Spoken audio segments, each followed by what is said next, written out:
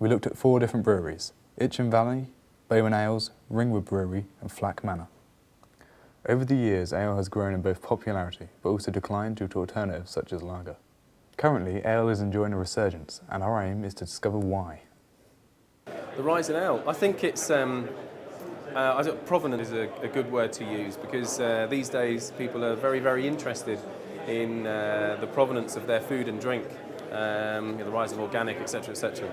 And so I think it's with that interest for people that they start to think a bit more about what they eat, what they drink, and where it comes from. I just think ale's a better product than lager. It's in a way simpler to make, and it uses nothing artificial, and is just a sound, much more tasty product. I think as well as tradition, a lot of people just quite like the taste, and also if it's from local areas, people just like the fact that they're drinking something local, so they're supporting the local environment. Bowman Ale has won over 15 awards, whilst also winning this year's Winchester Ale Festival with their El Dorado. We spoke to Martin Roberts of Bowman Ale about his business. There's a tremendous sort of trend now towards local produce. And we're blessed with so many small breweries all over the country, even up to the north of Scotland. And I think people prefer to drink or eat anything which is produced locally.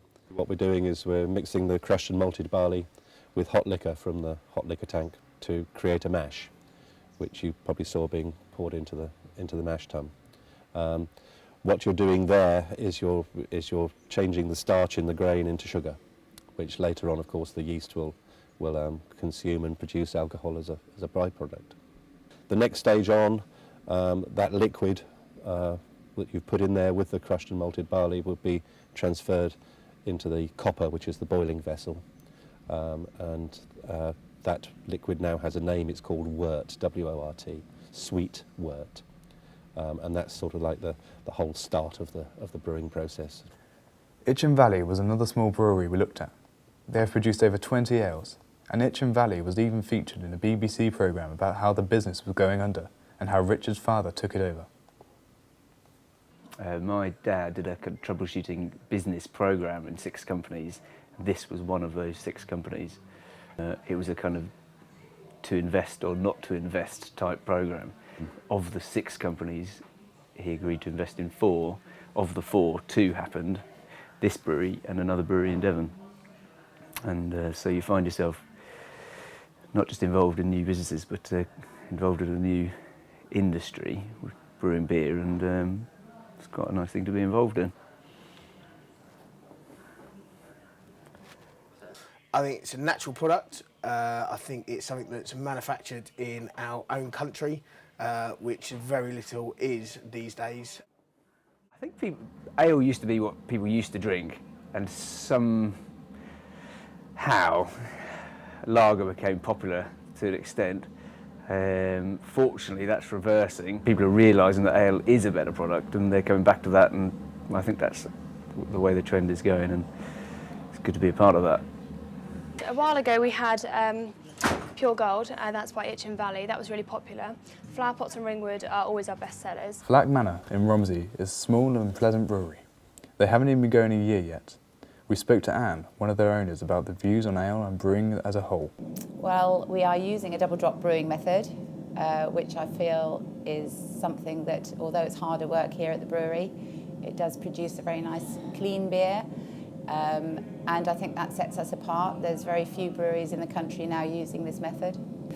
Well, ale is, I feel, a lot better for you, less gassy, much more natural, and it's a beer that I find very drinkable. I choose ale because I find it something different compared to the normal lager. You know, the Stellas and the ciders I don't really get along with too much. But I find a good pint of Ringwood really hits the spot, to be honest. Ringwood Brewery, a larger brewery than the other 3, is fairly small on a scale, and the way they brew their ale is mechanised. Ringwood is very popular and has been around for many years. It is now owned by Marston's, a large brewing company.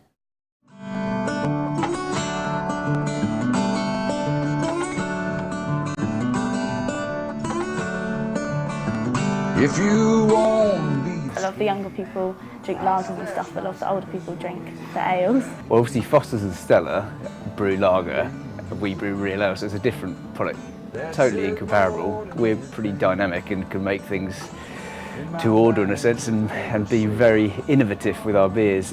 They make things on a huge scale, and they distribute it across the world and therefore have to have a certain formula that's pretty boring, frankly. I think for the older generation it's really popular, but for the younger generation I think in general they prefer lager because it's more trendy. You can get properly produced lagers, not the insipid filth that's produced by the major breweries in this country, which is just not lager at all, it's just chemical fizz. If you want me to stay, I stash my sleeping roll under your bed. Hey, that says... Winchester Ale Festival this year was very special. It was revived after 28 years as the community wanted it back. The Winchester Ale Festival and others like it helped bring smaller breweries and new ales into a more commercial light, which has helped also contribute to the rise of ale. However, is ale's popularity really down to how it's made? Popular views indicate it is where the ales come from, rather than how it's made. Seeing them more as a local produce, and people I think are getting more and more conscious of buying locally, buying food miles and everything else. Because it's heritage, I think. It's been going through for so many years that I think, everyone, it's just a continuing generation thing, and everyone seems to enjoy it. Keep tradition and stick to what and have a variety of different drinks. There's a tremendous sort of trend now towards local produce. All of the ale breweries are making a profit and seem very proud of the product that they are supplying. We are making a profit. We've turned it round and we're not going to be running off to the Bahamas anytime soon, but we're definitely making money. We are making a profit, yes. We're never going to be wealthy. I just aim to kind of be a bit comfortable by the time I retire at the age of about 80. We're confident that things are going in the right direction.